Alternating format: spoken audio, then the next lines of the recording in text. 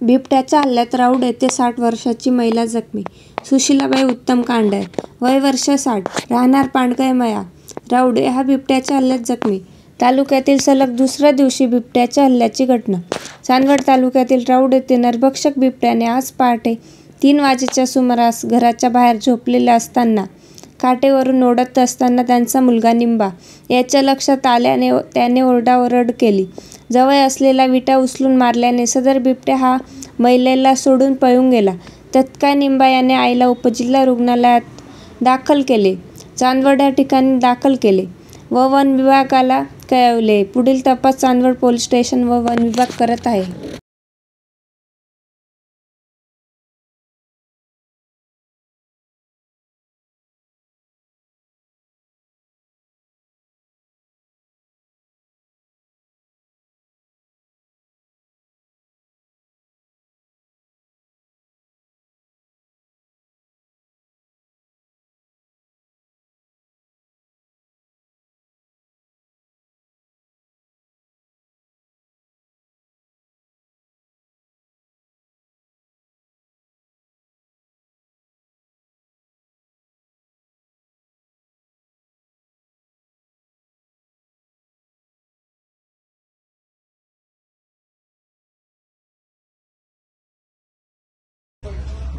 आज जो तुमच्या आईवर जो हल्ला झालेला आहे बिबट्याचा, याच्या संदर्भात तुम्ही काय माहिती द्याल?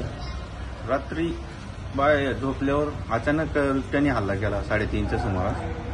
आणि हॉस्पिटलला आणण्यासाठी रस्त्याच्या अडचणी खूप असल्यामुळं 1-1.5 तास लेट होऊन गेलो. रस्त्यावर काट्या तोडू देते नाही, काहीच नाही. तिथून यायला जायला रस्ता नाही, गाडी रस्त्यात आली नाही, उचलून बाजूला आणावं लागलं. तेव्हा इथं काही 1 तासाने पोहोचला आणि 1-1.5 तासाने. जो हल्ला झाला तो कसा झाला? तो अचानक झोपेत झाला.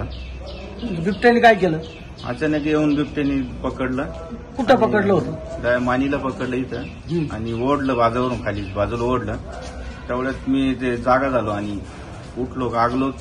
तिथं तो विटा पडल्या होत्या, एक वीट मारून फेकली, तर सोडून मग पळाला तिथून. त्याच्यामुळे. आईचं काय नाव? आईचं सुशीला उत्तम कांड नाव.